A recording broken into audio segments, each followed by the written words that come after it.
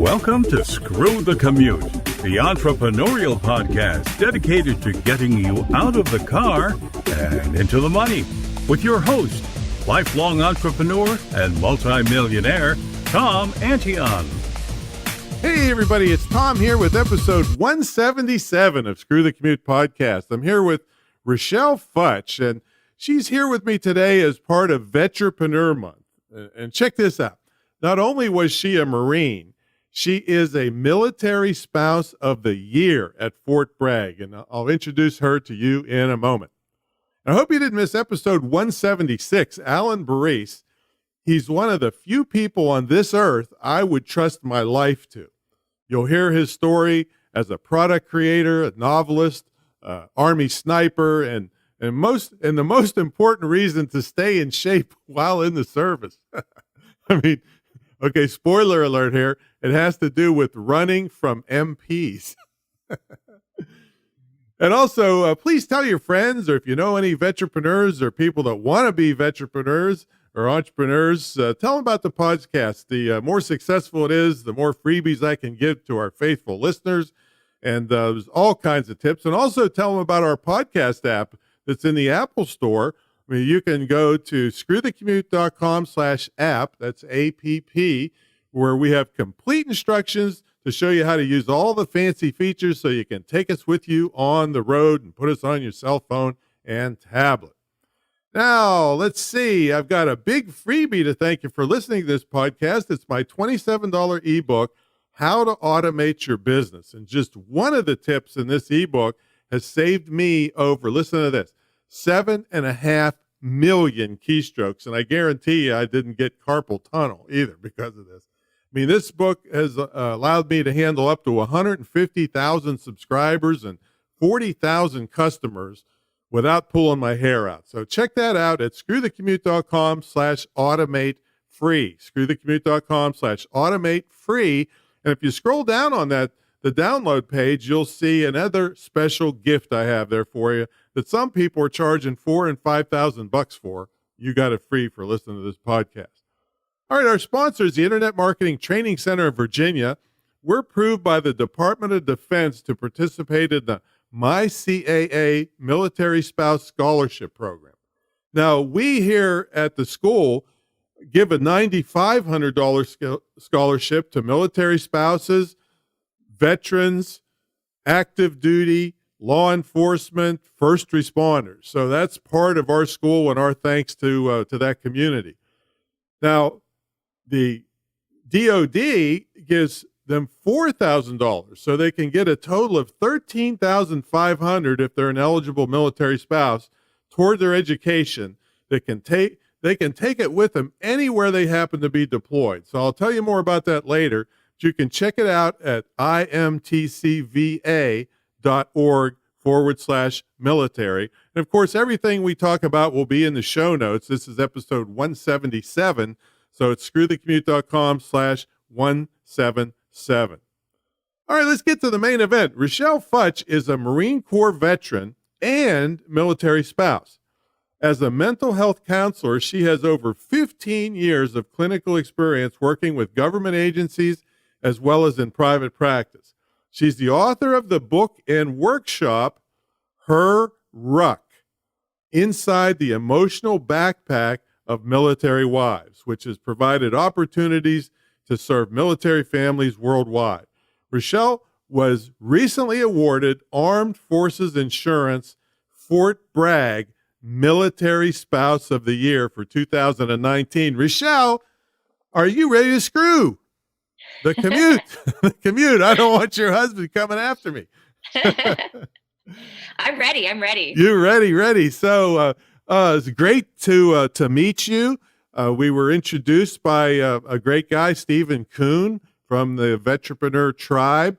And I'm just thrilled to meet you. In fact, I was so thrilled and so honored that you agreed to be on our advisory board for our school for the military end. So thank you very much for that.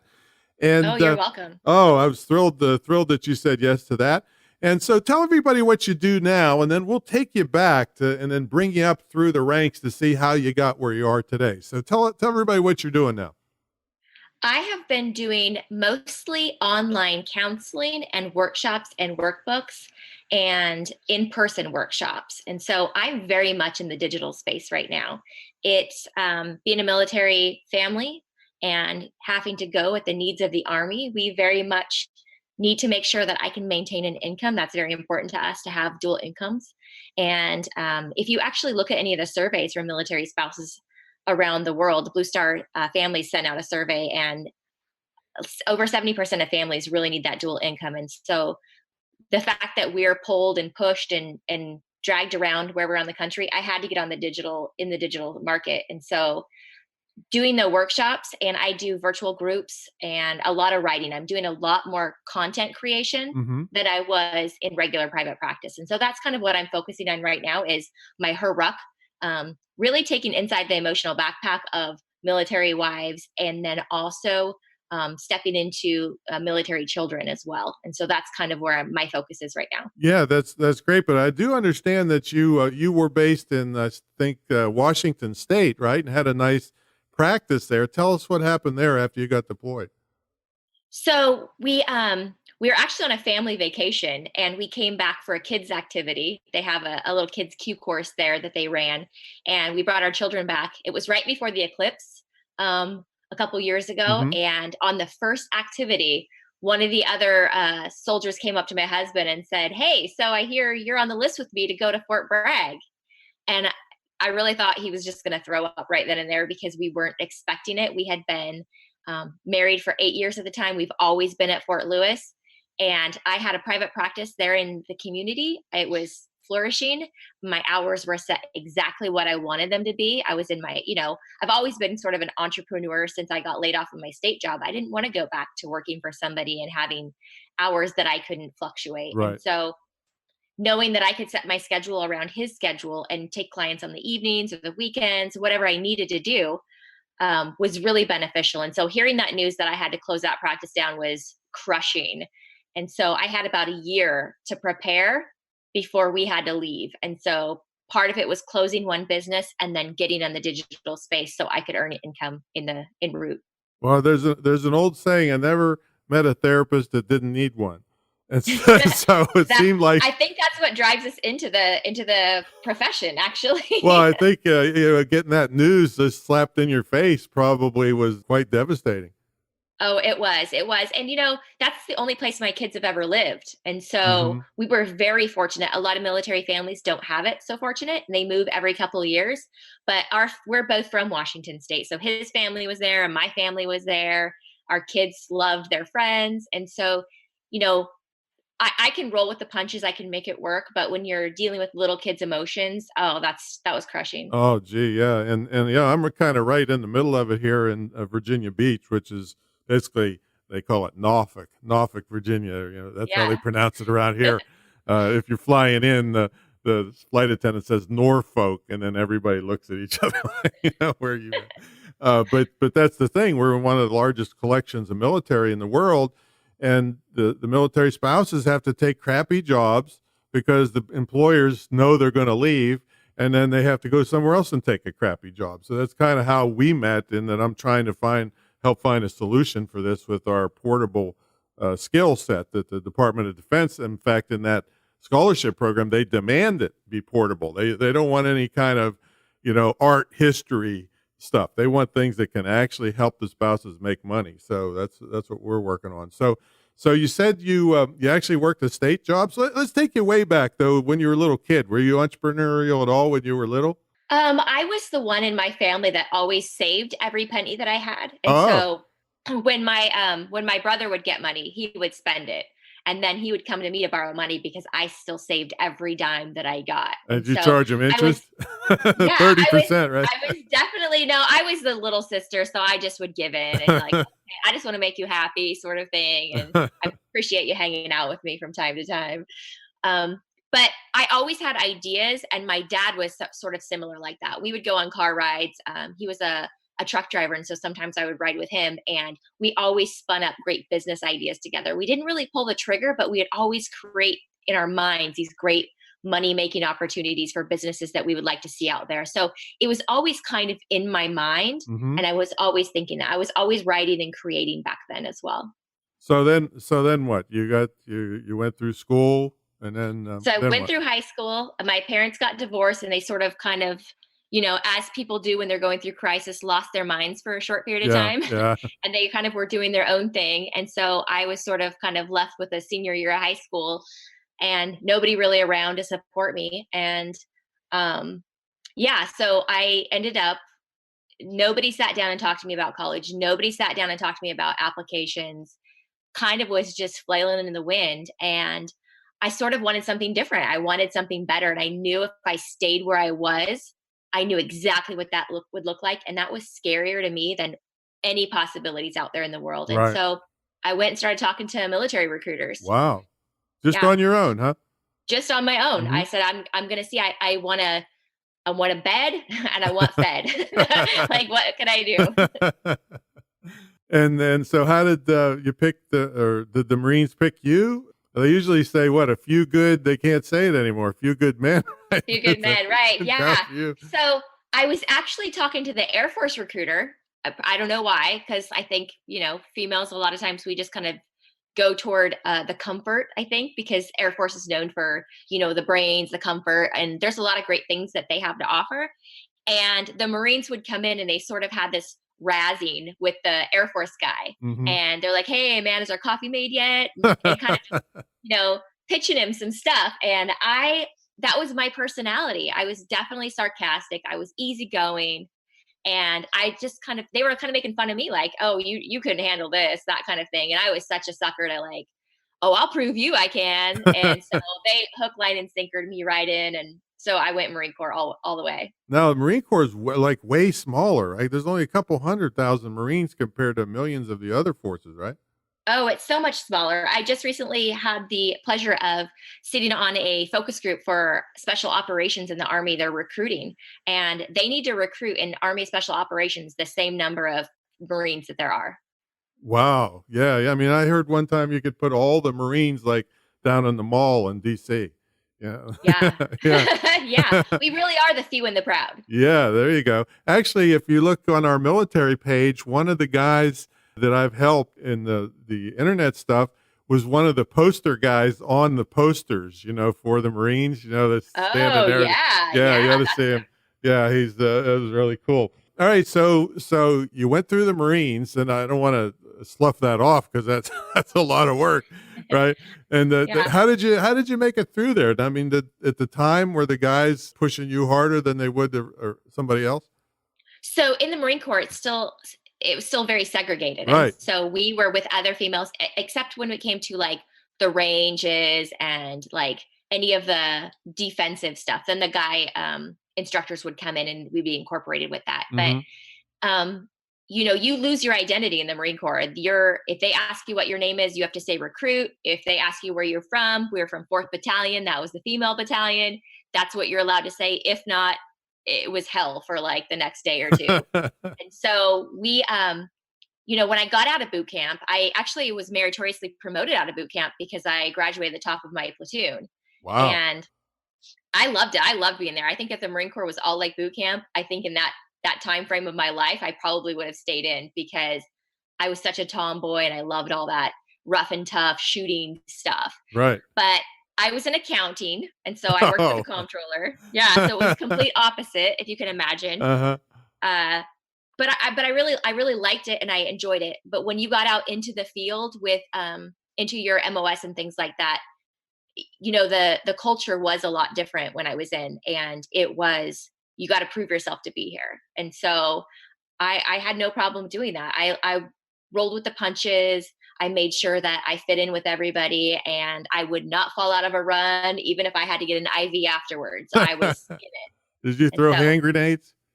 we did. Well, we did in boot camp. Once I got Yeah. out into, accounting land, it was not as, dirt ridden as you just had to do your regular training And and what things was like your that. weapon system in boot camp? We had the M16A2s. Hmm. That's what we were assigned. Yeah. All right. So, all right. So then, how did you get out of there eventually? So when my time was coming to an end, I I was forced with sort of, what do I want to do? What is this looking at? And getting a degree was very important to me. I didn't know what I wanted my degree in, but I wanted to check that box. And I had been taking a course here. Like I would take a course on my lunch hour. I would take a course after work. I was always kind of collecting credits. Hmm. And so when I got out, I thought I'm going to pull all my resources into just finishing this degree. So I say I have it and I check that box. And so I went to college and I ended up volunteering as a court appointed special advocate, which is a CASA. For people who aren't aware of that, it's very similar to a guardian ad litem. Like a lot of time, guardian ad litems are attorneys, but CASAs are volunteers who are the voice for children in the foster care system. So Okay. we are sworn into the courts and we give reports after interviewing everybody. What's the best interest for the child? Right. I was doing that simultaneously while getting my bachelor's degree, and the social sciences just were fun, easy. It spoke to me. I was always good at reading people. I was always good at navigating people. And so it was a natural progression. When I graduated, I went to work for the state of Washington as a counselor in the juvenile justice system. Okay. And Yeah. so you said that job ended, though, right? Yeah. So I worked in the intensive management unit with male incarcerated youth. Now, were you married Ages. at this time? At I that time? was not married at this time. Okay, so you're So working for the state, not married, getting rich right. on their big salary, right? Getting rich on that big state Yeah. salary. Yeah. But I worked swing shifts, and so that worked well for me because ever since the military, I did not want to get up any earlier than I needed to, and so I liked, rolling into work at like 10 or 11 and Uh-huh. working a little bit later. That worked for me. I call it the Uh, crack of noon. oh I get yes, up at the crack of noon.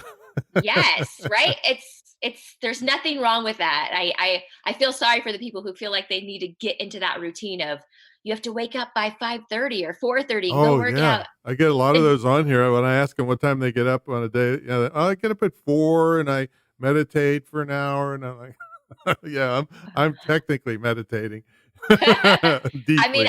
I meditate really well at 11 p.m. I don't Yeah. need to do it at 5 a.m.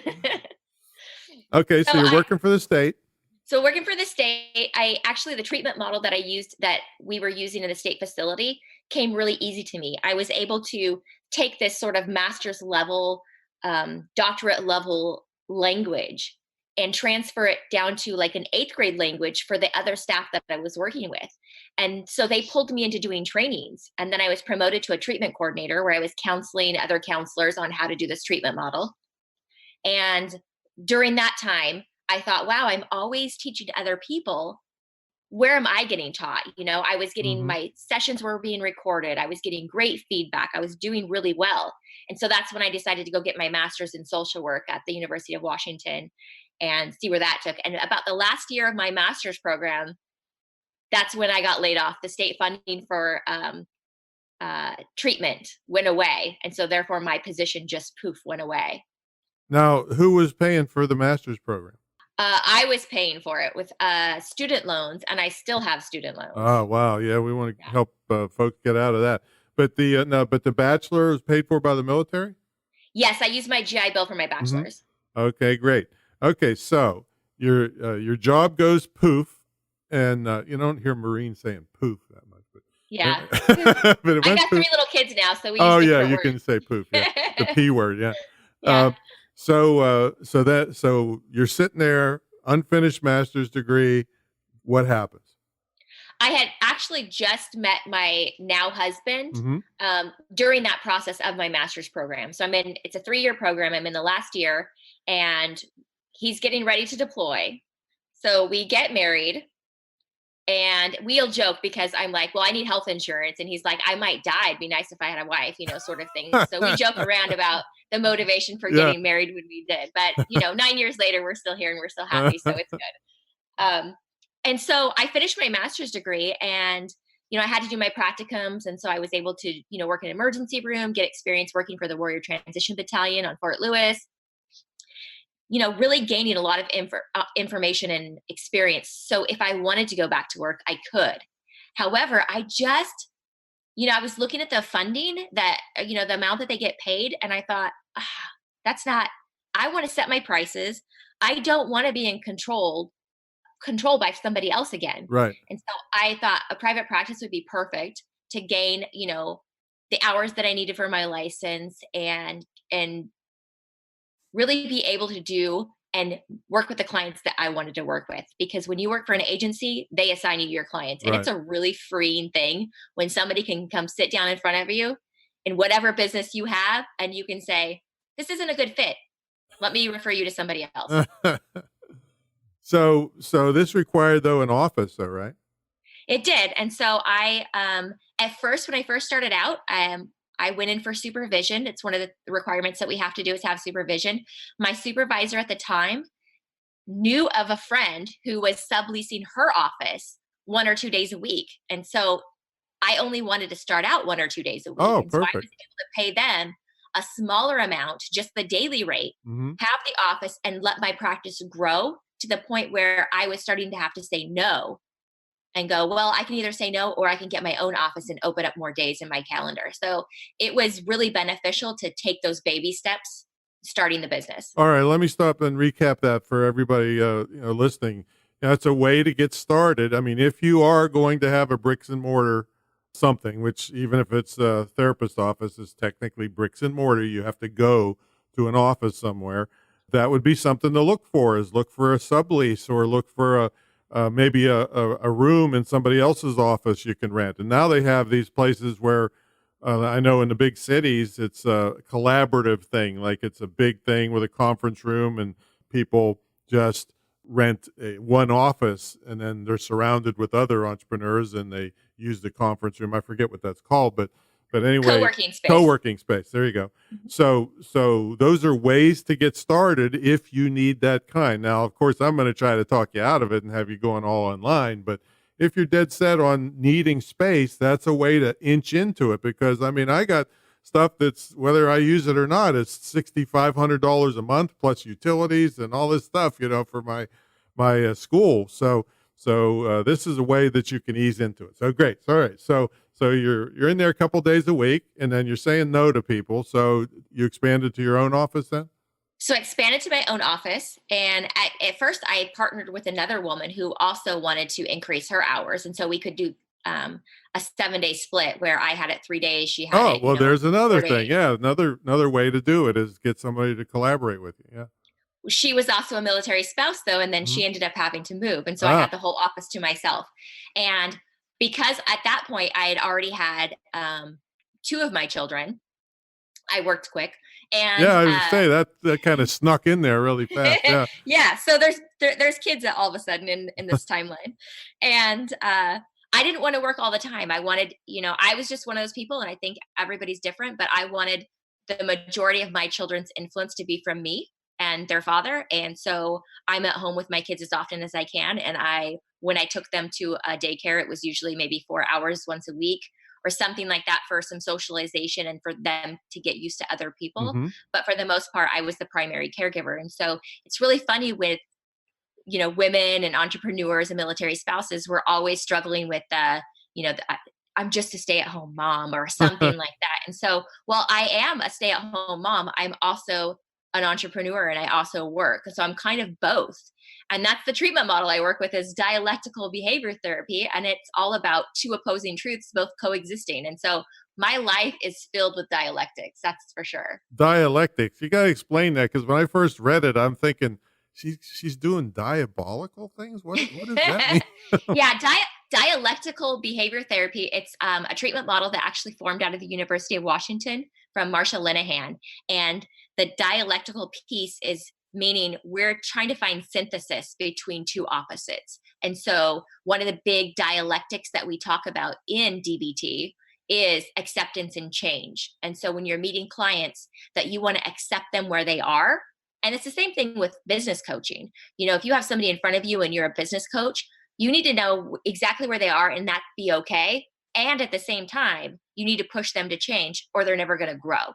And so it's one of those things that's taking, two sides of anything and saying, how can we find the middle ground so both of these truths can also coexist together? Oh, I'm amazed. And I'm relieved too. I thought it was electric shock therapy, dialect, I don't dialect. even know if that. I don't know. I think there's some that's still legal in some places. I'm not sure. Well, if it isn't, it should be. So, So speaking of all that, you're talking about staying at home and everything. You have some parenting products too, right? I do. I've actually taken, so one of the things I did in the community in my private practice, because I was so used to working with those behaviorally challenged adolescents in the institution, I counseling them gave me such great insight into the parenting mistakes that good parents make. Yeah, I mean, Um, the kids would probably be fine if the parents weren't nut jobs. well, or just present. A lot of I'm times, allowed to say that, I guess, as a therapist. yeah. You aren't, but As a therapist, I'm not allowed to confirm nor deny yeah. that remark. But there's a lot of things that good parents do that's completely counterproductive to the health and well-being of their children, and they don't even know it. They can make jokes with a sensitive child that is taken wrong. They take it to heart. They take it in their core, and then they start responding as if they are that person. And I really kind of blame Oprah, I think, for making this society such a feelings society. Now Bunch of everybody, it used wimps, to be, basically. yeah, we used to just hold it together, block it down, and put on a strong face and keep going. And now the pendulum has swung in the opposite direction, where everybody's needs and feelings have to be validated. And in reality, one of the secret, languages that I teach is validation, because when you have these difficult teens, if you can learn to validate them, that doesn't mean you agree with them. It just means you're finding the kernel of truth in what they're experiencing. And then you can still say, and you still need to go clean your room, and you still need to go to school today, and you still need to do these things. But I hear you and I understand you. And so, um, taking all that special skills that I learned with working with these broken kids, these criminal children, and then working in the community with parents and kids, and getting the same sort of finding the same vulnerabilities in the community that I did in the institution, it really gave me a wake up call to say, you know what? Parents need to know what I know. And that's one of the great things about the skills that I teach, is that I don't want you to have to keep coming to me every day for 2 years or the rest of your life. I want to teach you what I know so you can go and do these things yourself and be successful. Well, what do you say to the parent that says, "Oh, my kid's good. My kid's fine"? Well, if their kid is good and fine, then there's no problems that they should be complaining about. Well, They isn't should it? be attending Couldn't school. it be that they're burying their head in the sand, or they're not Oh, around enough to see it? absolutely. And I will say that motivation and engagement is always the first step that I work with when I work with clients. If they're not motivated or engaged to see some change, I just tell them good luck with that. Good Yeah. luck with that, and move on. You're not a good fit for what I'm doing, and I can't take up a space in what I'm doing for somebody who's going to be that resistant. It's just not going to work. And there's always somebody else waiting to get into your program. And so I would much rather work with the ready than spin my wheels with somebody who's in Of denial. course. Now, is this an online course or one-on-one or both or what? Um, my parenting program is it's a one-on-one online. And so people who want to enroll in my parenting program, what I'll do is, depending on the cost, I can either come to them and do like a weekend assessment, or for a smaller price, we can just do that virtually over the internet in Zoom or something like Mhm. that. And we talk about, what's getting in the way. I can interview all of the players in the family, and then they follow my 30-day program to the T, and they see massive results. They see sitting through dinner without arguing with their children. They see I Oh, feel what so fun much is better about that? their. Come on. That I helps your know. digestion, doesn't I know. it? It's well, and it's funny because my slogan for that parenting program is "You are the magic wand." Because how often do therapists say, "If I had a magic wand, I would just wave it and make Right. everything okay," but it's not. And I want parents to know you are the magic wand. You are the authority in your home, and you need to take that back. You need to be the adult. When you go visit a home, or is it surreptitious? I mean, the kids don't know why you're really there? Oh no, I'm very much just laid on the table. This is what's going on. And a lot of times when I work with the kids, I say, I'm here to observe you, but I'm here to change your parents. Oh, yeah, you gotta get them to buy in somehow, Yeah, right? but it's true. That's what I'm really Yeah. doing, is I'm really changing the parents. And so the kids can participate or not. It's not going to matter. When the parents change their behavior, the household changes. I hate to say it, Rochelle, but it sounds like dog training to me. Because What's funny is one of the best behavioral books I've read is called "Don't Shoot the Dog," and so it is very much exactly. about It is. It's very similar. Yeah, we have a protection dog company, and so I've been kind of immersed in the dog world for the last 5 or 6 years, and the dogs are fine. It's the owners that are screwed up, and I mean there really wouldn't be any shelters if it wasn't for screwed up dog owners. Yeah, because of the And dog. there we have it. There we go. So Yeah. so you can't say it, but I can. It sounds like dog training to me. So they can check this course out. Where's the best place to go check this out? And is the Her Ruck course on a different place, or what? Are these all on this one website, or what? They're in different places because I do, as you know, it's all about marketing specifically to your Hmm. clientele. And Yeah. so the parenting workbook and program is at www.powerbackparenting.com. Okay, And we'll have that then in the show notes. Powerbackparenting.com. and then Her Ruck is www.herruck.com. And now we have the book and we also have the workbook happening at the same time. The book is launching May 8th, 2020.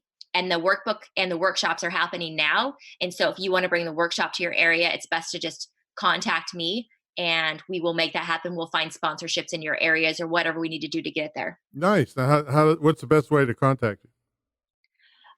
You can email me directly at Richelle Futch at Yeah, spell it for him. gmail.com. Spell it for him. Right. RICHELLEFUTCH at gmail.com. There we go. And we'll also have that in the show notes. So we got to take a brief sponsor break. And when we come back, we're going to ask Richelle to tell us what's a typical day look like for her and how she stays motivated. So folks, since this is Veterans Month, I want to tell you a little bit more about how my school supports military families and how our training can help them. First of all, we give a 50%, or that's a $9,500 scholarship to them just to thank them for their service. This applies to active duty or veterans. Then for eligible military spouses, the Department of Defense gives them an additional $4,000. Now, the reason this is perfect for military families, and I know this firsthand living in Virginia Beach, where we have probably the biggest collection of military in the world. I mean, spouses around here normally have to take crappy jobs at lower than average pay because employers know they're going to get deployed, and the employers don't want to invest a lot of money in people they know are going to be leaving. And then the spouse has to get deployed and find another crappy job in their new location, or they have to alienate every friend that's in sight with their multi-level marketing crap. Right? So we don't want that to happen. So you can work legitimately from home if you get deployed somewhere else. I mean, it doesn't matter if you have this kind of online skills. You can be handling social media, email marketing, shopping cart stuff, customer service, and all the other things every business on earth needs. And not only that, you can study at home with no expenses for books, travel, or childcare. I mean, it's perfect fit for military families. And one more thing, you can also sell your own products and service with the same skills that you learn. So check it all out at imtcva.org/military, and then give me a call. I'll be thrilled to support your military family. So check that out in the show notes. Also, if you'd missed that link, this is episode 177. So it's screwthecommute.com/177. All right, let's get back to the main event. Richelle Futch is here. She's a Marine veteran. She's a super duper military spouse. She's a therapist. She's a writer, author, speaker.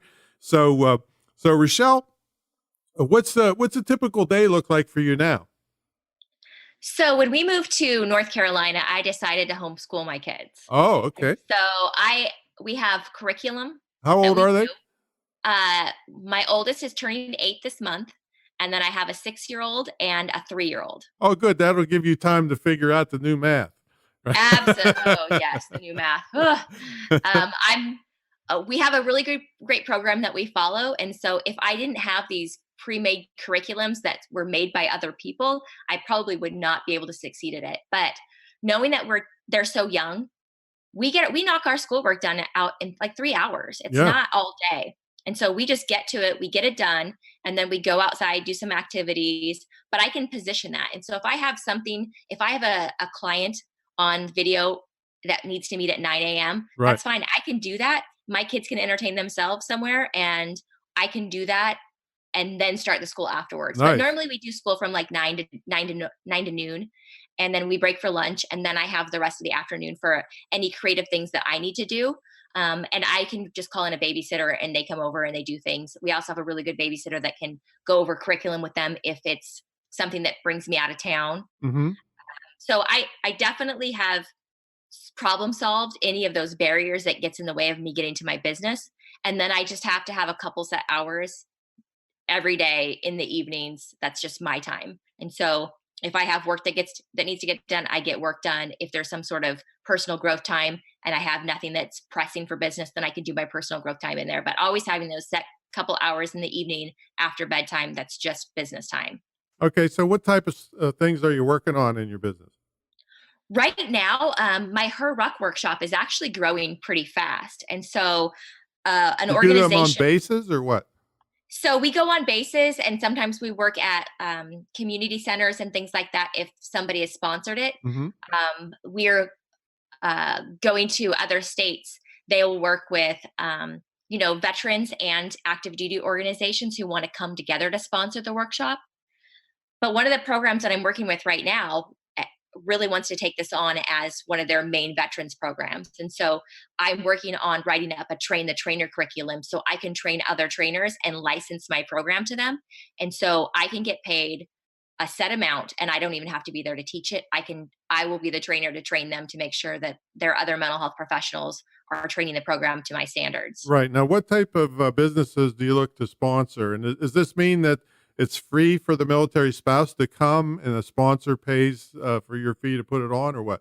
So usually the sponsors will pay for the location, any snacks. They'll pay like my travel and accommodations if I need to be there. And they will it's either free for the military spouse or right around $10 the price of the workbook. And so some organizations believe that they have a lot of no-shows if there's no skin in the game. And so they'll charge that $10 Right. and they'll recoup it so they're not paying for the workbooks.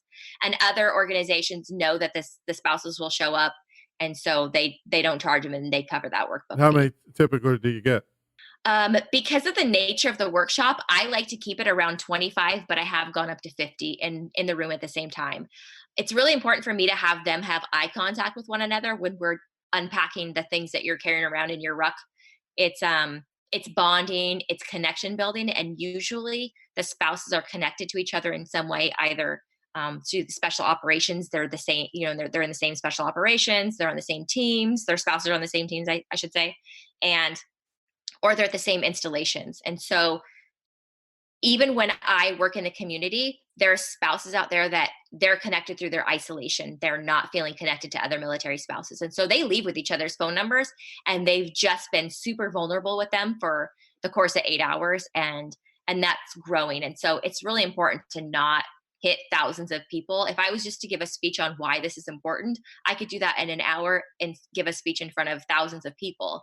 However, to get them to actually do the work, I need that eye to eye contact. I need them to sit in that space with people. And that's one of the things that being a mental health professional really brings to the table when you're teaching workshops.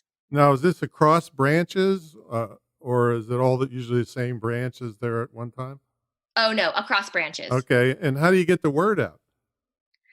It's been really interesting. I've had some strategic partnerships. I've also, the Military Spouse of the Year program was really great for me because it had what I was doing right on there. Somebody nominated me because they knew the program I was doing. And the community is small enough that when you do something well, people leave and then they go and take it to their chaplains. They go and take it Hmm. to their command, and they say, this was great. We need more people to do that. And so it's really spread by the relationships that I've built. Have you done one in Virginia Beach? I have not done one in Virginia What are Beach, you but we have waiting New for? Hampshire coming up. What I are you know. waiting Just for? I got the place somebody to have it. well, let's You do can it. yeah, Let's set it up. absolutely. Yeah, you have it at my school. You can stay at the retreat center. You won't have any expenses. Yeah, yeah, awesome. So, Done deal. yeah, so how do you stay motivated? Business for me, and I think a lot of entrepreneurs feel this way. Um, it's not just a hobby to me, but it feels like a hobby. So instead of like joining a bowling league or a softball league, I used to play sports a lot and I used to do softball, soccer, and things like that in the community. But the passion that I feel when I'm creating fuels me like I would if I just spent, 2 hours with my best friends. I get a high just from creating. And Hmm. so I'm always motivated when I get that alone time. And I think a lot of entrepreneurs too have like, they're kind of mood dependent. And so I've created my business to sort of give me space when I need a couple days break. That's the beauty about working for yourself. You can set your own schedule. Although there is another old saying that an entrepreneur will work 18 hours a day for themselves to get out of work in 8 hours a day for somebody else. That's me. That fits me though. It does. I would if there was an entrepreneurial meetup, I could go sit down, talk other people's business for hours, and I would walk away tremendously motivated Hmm. and engaged in my own business, even if it had nothing to do with what I was working on specifically. I love that. That just Exactly. fuels me. Yeah, I mean, I've never had a job other than high school and like one summer in college in all these years, and so yeah, I just live and breathe this. So, Richelle, thanks so much for coming on. This has been really great seeing how you've progressed and how you're taking care of family and business at the same time, and how you worked your way into business with low risk by those collaborations and a couple days a week. It's very, very great.